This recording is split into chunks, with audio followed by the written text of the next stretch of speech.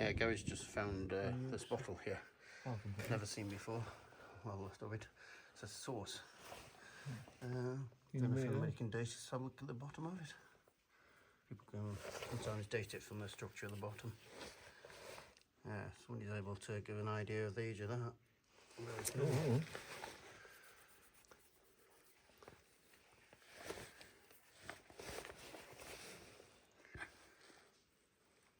And you can just make it out, can you? Made in hose sauce. Hose sauce. Hose, H-O-E, ho. H-O-E sauce. Ho sauce. Limited, perhaps. Can you say? No, that's knock your light out. Put the power in it. Oh, that's better. No, I can't see it. I'll put that on. I can see something then. Yeah. Not much. No, so it's Hose Sauce Limited. Might look that up and see if we can get a date on that one. So again, been here so many times, never spotted that. Okay, back out of there, and you can actually see around an original, I believe this to be original section. So yeah, this is what the old mine, original mine was like, with these stone arches with no mortar in, instead of the mortar of the later ones. Okay, and as we come into this section, this is where there's a few artifacts that the Norpex found while they were clearing this place out. You got wheelbarrow, arms, whatever that's for, some sort of tray. That's be an oil can, valves, box, brackets and stuff. But it looks like this may have been some sort of storeroom because it's got remains of wooden floor. But this one we do know was a storeroom because the toilet's still there. That was in it. And here's the famous toilet. Still got newspaper in as well. And fossilised, yeah, you can guess what that is. The far end. And that's the tin, well, bucket of sawdust they used to use to cover it up after they'd done their business. Newspapers in there. We have stuck the camera in there before, but you can't see any dates. So, but yeah, so they would have done their business in there, and then it would have been somebody's job to take that out, empty it, and bring it back. Lovely. I wonder if you sat side on or front on. Yeah. You know? I'd always imagined you sat along the edge there. Yeah, the way the sides are sloping, it's almost. It's so your balls don't get to them. Yeah. Have a comfortable rest. Don't demonstrate it naked, Gary. On the OnlyFans page, you'll find the picture.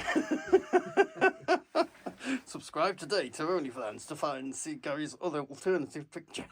Well, yeah, I'll take some nice pictures of that. I wonder if it's a one man, one at a time. Do you think it's a one at a timer? Looks like there's room for two.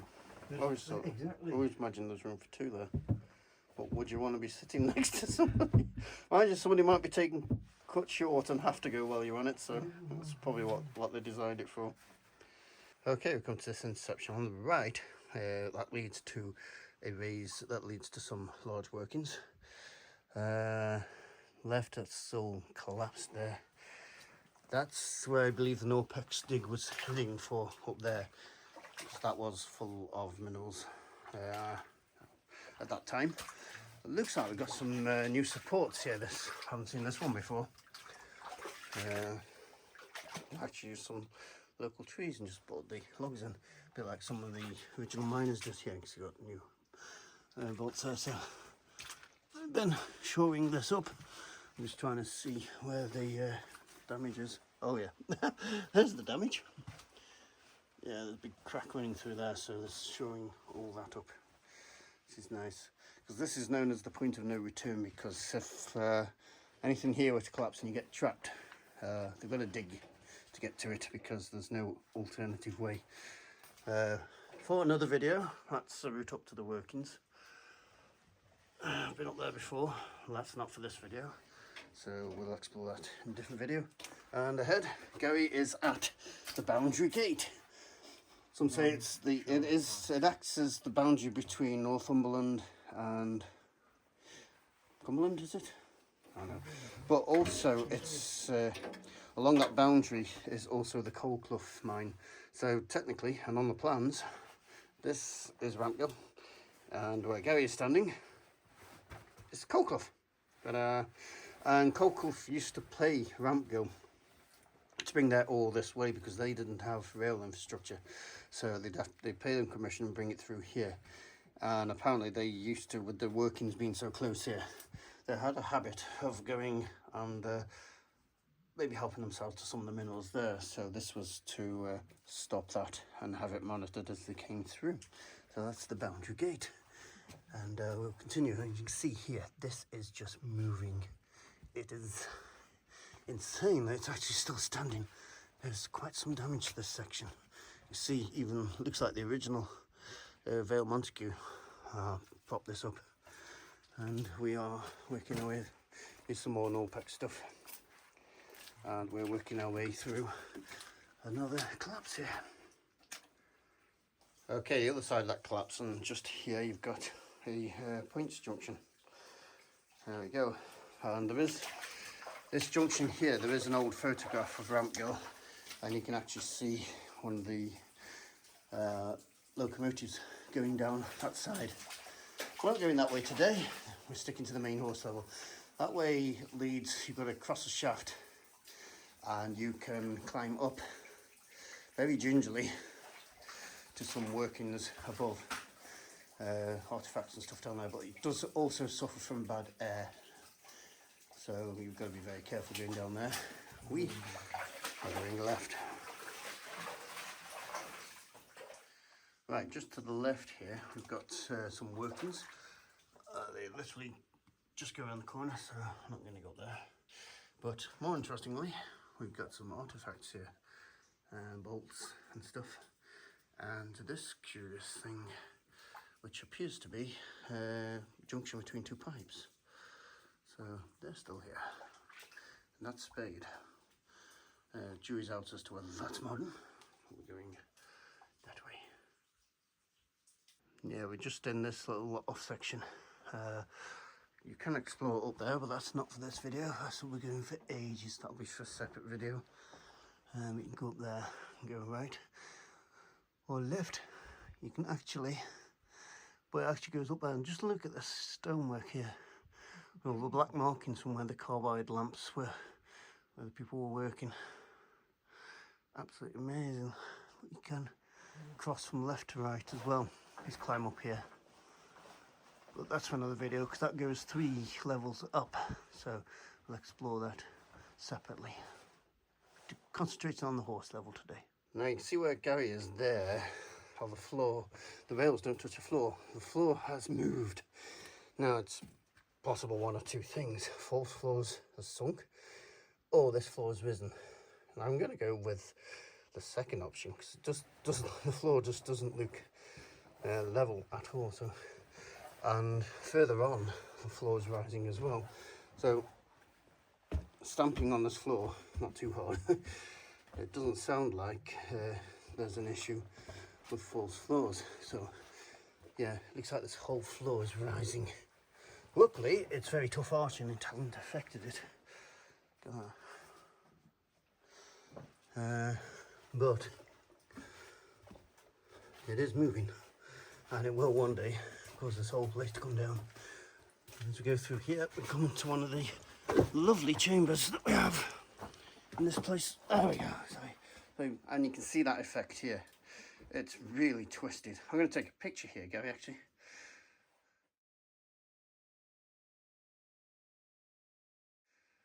And you can see how that cart that goes Grace's foot on, how twisted it is. Same right here, this whole floor on the left hand side is rising. So that's a very good example of that phenomenon. Yeah, so here's the cart. When we found this, it was actually in bits off the rails. We actually put this together, reassembled it on the rails. And in that picture I've taken ago, you can really see the effect of the rails rising. And just up here actually, you can see the rails have actually left the floor completely. It's dropped down on this side. This whole place is just getting twisted to buggery. There's a raise here. Just got stuff come down it. It looks okay up there. Oh, it's actually blocked. Yeah, there's loads of debris waiting to pierce you from up there. And you can see this truck here. And the rail is now twisting down on the left and up on the right. But what we've got here is a little workshop. This wood will be very soft, so don't touch it if you ever come to these sorts of places. There it is, very nice. And they've actually got, it's not here, it's further on, there's a actual bow.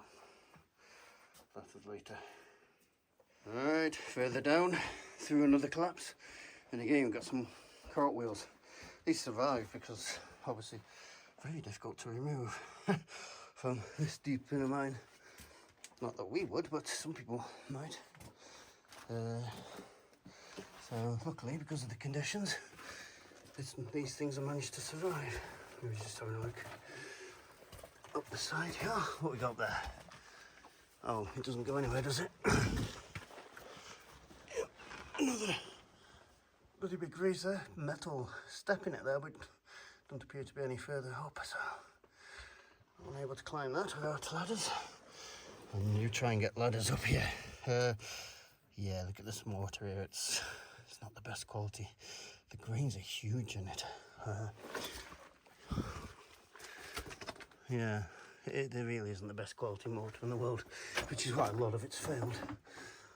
And this original arching around here, still very mucked, very much intact. Right. And talking of artefacts, here's one the miners very kindly left behind.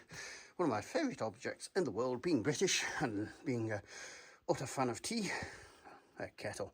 The only problem with this one is it doesn't have an interior. Oh well, I've got some other artifacts here. I've got some, they don't look, I imagine they are original, but they don't look too old, those tree cuttings. And the ubiquitous tin of grease. And oh, it looks like a filled in raise. So getting close to the end now. Let's go. Now, people often ask, what's it like with the lights off around there? So let's find out. Ready? That's a floodlight out and headlight going out. Obviously, it's pitch black. I do have a little light here from my screen, but other than that, it's pitch black in the silence.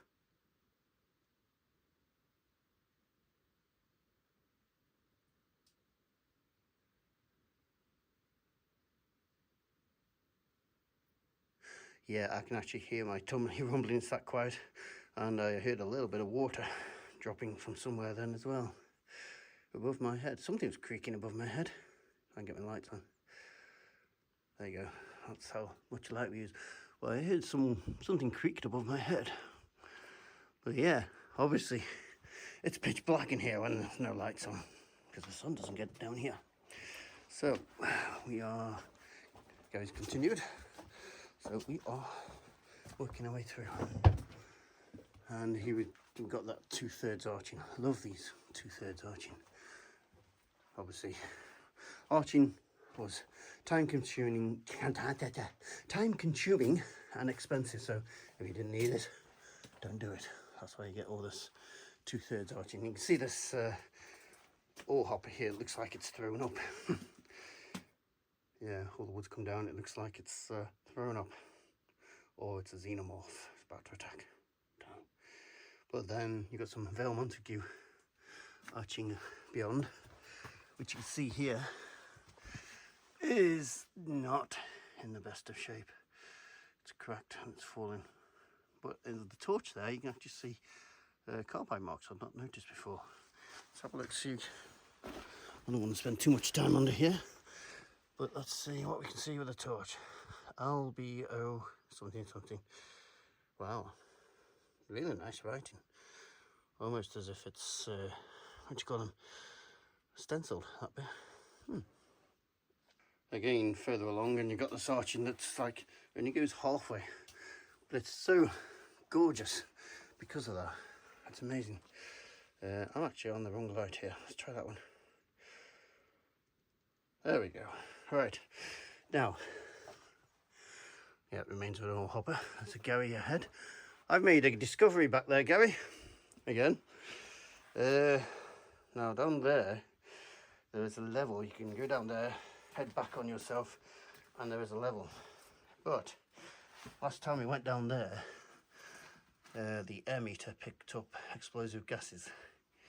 We don't have an air meter that covers explosive gases with us today, so we're not going to go proceed down there, and the ladders have gone. I'm not trusting those ladders, they are buggered. Yeah, we need to bring ladders down here to check that again, but again, that's not for today. But here we've got more stuff, including wooden barrel. That's the only wooden barrel I've ever known to survive in a lead mine, so that's nice. And now we have decisions to make. Okay, we're coming towards the end, and here's the movable points demonstrated by my glamorous assistant Gary. There we go. Yep, still working all these years later, which shows us how good the conditions are relatively here, nice and dry. So we usually go left first, so shall we go left? We'll keep the camera running. It's not got far to go until the end, so we'll film all the way down here. Not that it's a long way, so you can walk along with us for a little bit. And you can see here the arching seems to be of a different standard. Ah, here we go. There's some newspaper in the ceiling. You found it? Found some. I've not seen this one before. Page 10. It's got a date. November the 23rd, 1910. Ooh. Take a picture of that on the way back for everybody. Yeah, it's hanging off, so it's fragile, but it's there. 1910, so that's at this point 114 years ago. Wow. I'll take a nice picture of this in best details I can. We'll put a link to it in the video description, and you can have a look, have a read of it. What can be read? Again, water on the ceiling, so signs of 100%, and more writing on the left hand side here, which shows better in the camera than it does in real life. That's quite nice, especially when you consider that was done with a carbide lamp. Jeez. Right, and yeah, there's a raise you can climb. It's beyond my abilities. We have been up there. We will refilm that sometime. We haven't got video of that, but we will at some point go up there. But we need when the air is good up there, because it's not always good, and that's not the point of today's video. So we've got this raise here, and then we come to the left hand end of Rampgill.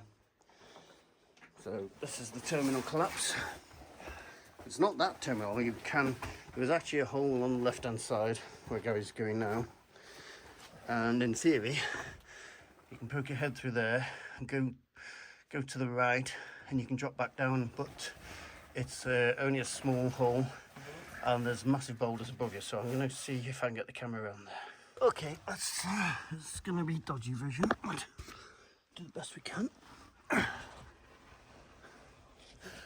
Okay, right, so you've got this little chamber here, and if you look there is a hole, and it does continue. Let me just try and adjust as best as possible. I am not going to go through this. I've seen one person do it, but you've got these massive boulders here, which are very precarious. That one's just lodging on that, but if I put the camera around, we can see, hopefully, no, because you need to drop down there, so yeah, it does go, but there's another collapse very quickly apparently, so not going through there. Sad that. Okay, so we've been to the end of the left section, so now let's go to the end of the right section. And Yeah, we've got some dry rot here as well. Something else you want to be wary of and don't touch, because it can make you quite ill. There's a lot of mines that can make you ill, and when your fingers around your mouth when you've been crawling through this stuff, maybe not a good idea. But you can see there that roof section has been moving and the mortar has been pushed out. Bad idea, mortar in these mines. And there, my friends, is the terminal collapse on the right hand branch. Whew. On the map it goes much further. It's some daft distance, but it does go a long way. But obviously at the moment that is as far as we can go. Now normally videos would end here, but because we've come in via the Scaleburn route, we've still got some of Rampgill to see on the way back. So we'll get back to the junction of the Norpex and we'll film those parts for you. Right, just on the way back, we've barely left the back of the mine, and you can see this big slab here, and this poor guy, he's not suffering from damp or anything. It looks quite solid. That wood looks really fresh inside, but look at the pressure he's under. That's some pressure to do that. His friend over there is given away years ago, but yeah, he's still brave, still doing it. Nice. Again, not far from the back, I missed this on the way in. This piece of wood that's rotted into the shape of the side. Quite amazing the things you find down here.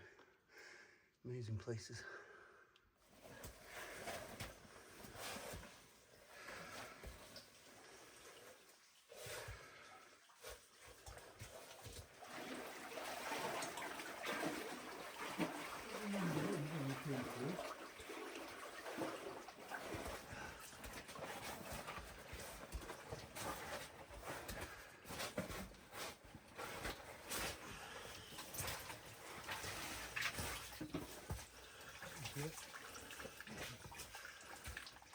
Okay, we are back at the junction. There's no Norpex behind us, and we go. That's Scaleburn up there, where we came from, and we're going to exit via Rampgill. So we'll show you some of the stuff down here.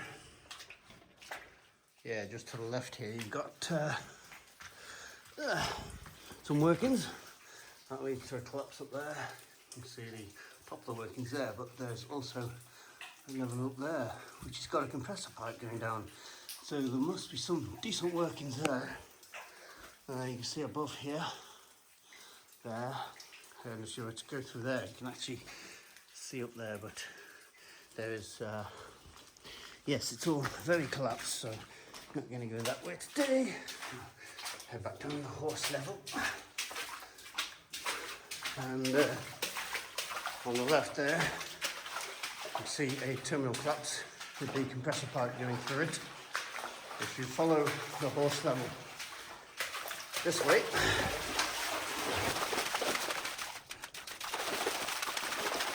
right through here, that is the back end of that collapse, and there's workings up there which you're not looking at today. But if you turn around, you've got this section here, and if you follow this,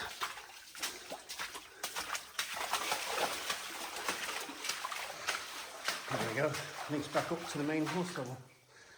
There we go, follow that. Right, also on our route back, just around the corner here, is the Rampgill engine shaft, which they've blocked the water from going down. It used to go down there, but new modifications. So a few years ago, about 2 or 3 years ago, there was a wooden platform there, but it collapsed. 9 years ago when I first came in here, there was no water coming through this, and then it started, and you could see over the years that the wooden platform started to bow, and now it has fully collapsed and disappeared down there. That is the same drop there, depth as the brewery shaft, but it's plugged. So it was originally, what, 2.5 feet. These pipes come from the brewery shaft down the lower levels and come back up here. So this was an important shaft to the operation. If you go around the corner here, no point going beyond this crotch because there's nothing back there. Got water coming through here, which never used to be. And get a good footing. You see down this side, which is also sloped, but much deeper. Yeah, you don't want to go falling down there at all. And you can see another shaft there going right up. No idea where that goes to. But yeah, so that one goes right down. And then this one terminates here, bringing the pipes up to this level. Alright, continue on our way out. Just as we're going down out of Rampgill, this is the way into the sun vein, which we're not going to film today. We do have a video on the sun vein, but we may refilm it at some point. But here is the remains of an airbox. This is before they used metal pipes. The problem with these is obviously being wood. They'd have like seals on them. I don't know what the seals are made of, but they would rot very quickly. So we used to get a lot of leaks on these, so very high maintenance. So it's rare to see them one actually surviving. Over here we got remains of a tin as well hiding back there. So we shall continue our way out.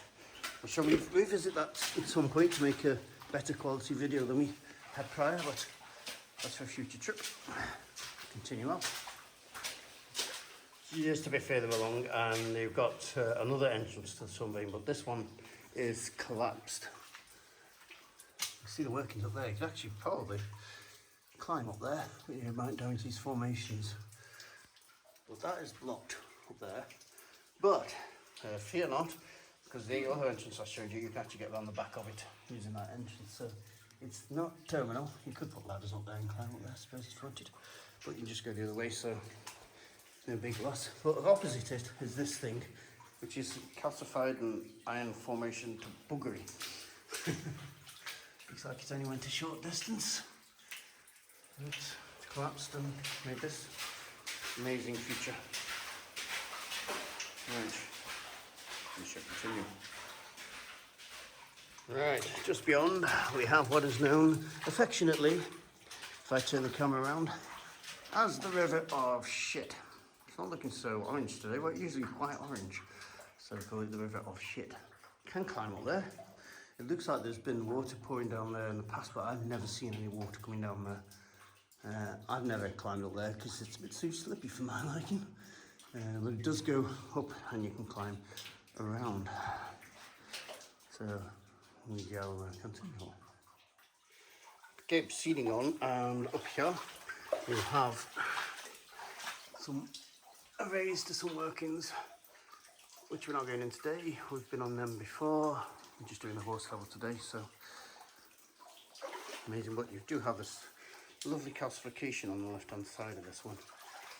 And we'll continue on, and I think as we continue on, yes, we come into what is affectionately known as the King Kong snot area. Gary's just having a look up there.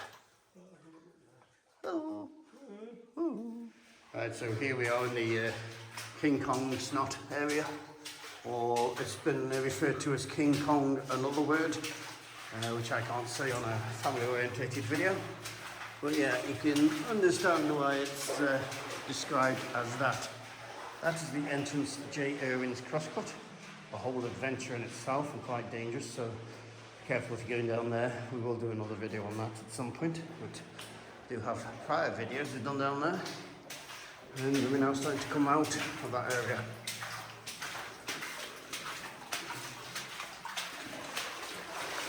And we got a raise there. I can't see if it actually goes to anything, but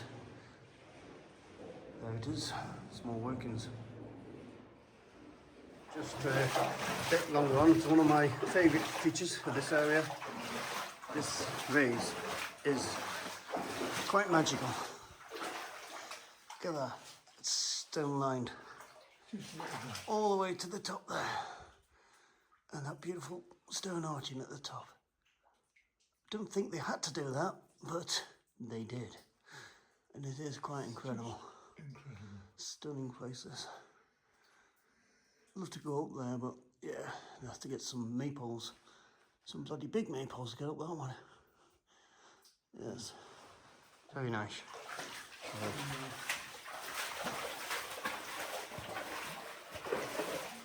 Right, so heading out, we have the world famous whiskey bottle junction. Looks like there are a few whiskey bottles returning to it, but this used to be covered in whiskey bottles. A lot of them are dedicated by families to miners who used to work here. I know one who did it, but somebody decided to remove them because they weren't appropriate. Mining politics, eh? But yeah, they're starting to come back. Down here is the original entrance from the 1600s, I believe.